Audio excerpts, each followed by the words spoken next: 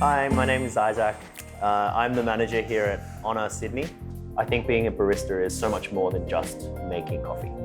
It's all about customer service. It's all about reading the customer's needs, providing them with everything that they need to have a good, positive experience while drinking that cup of coffee. It comes down to choice of music in the cafe, the temperature of the environment, the sounds that they hear, and other conversations that are around. And a barista's job is to identify these variables and control them. Baristas are the most passionate, and yet we're working in bars that are designed to discourage conversation because we need to work faster. Most of our baristas have competed at some point in the past.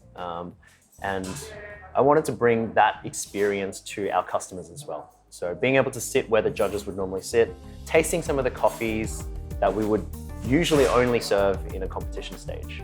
And so we designed a layout that was very long. It's all bar seating, so everyone sitting down is facing the barista, facing the action where the coffee is being made.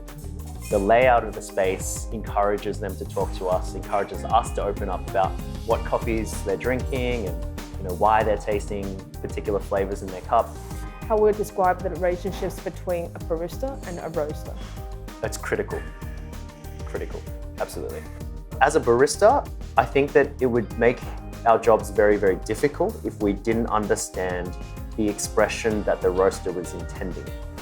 Because if you're looking for a very light, elegant expression of a particular coffee, but the roaster didn't have that profile in mind when they roasted it, they were looking for something a bit more rich and textured and full-bodied, then you're never going to get the result that you want because you don't understand what the roaster was intending.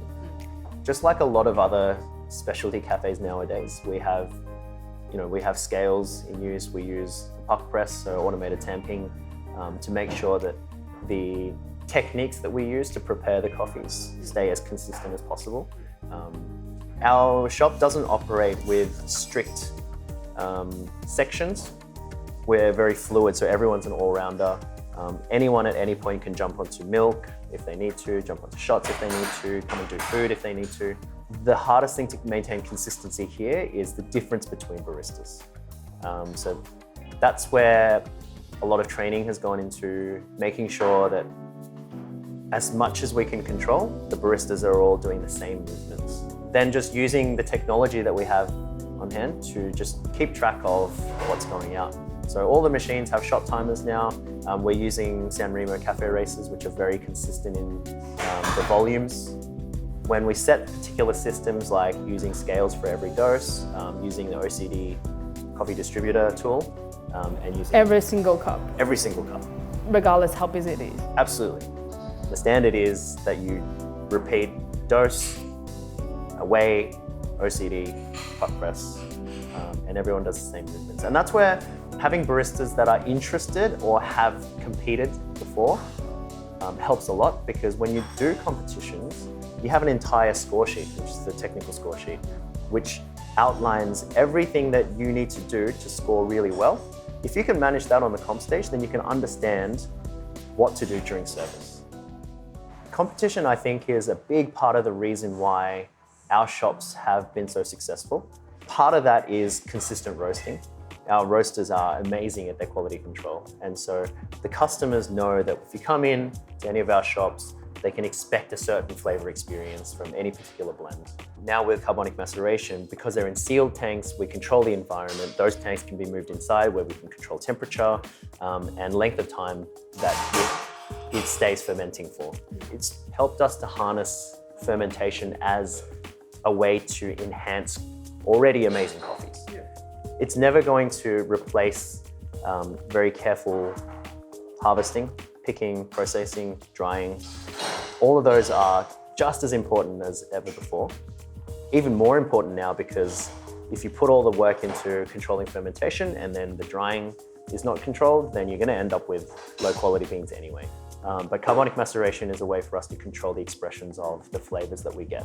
On the flip side, if you look at just production, CM is a way for us to increase the quality or the cupping score of coffees without any extra water involved.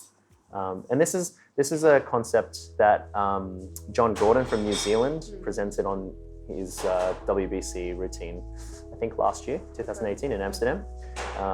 He talked about how CM helps Ethiopia because they don't have access to clean running water and they don't have the infrastructure to carefully control processing. CM was a really cheap alternative to immediately get results. I realised that your teamwork and atmosphere is very harmony. What did you do to build up this such a solid team that people will highly trust each other? I managed the shop with the philosophy that attitude and passion is the most valuable thing in a team. I've worked at various cafes, various businesses where the most valued thing in an employee, in a team member, is their skill set. Can you steam milk? Can you do latte art? Can you make tasty espressos? Those are things that I can teach. I can always teach people how to make coffee, but I can't teach attitude. I can't teach passion.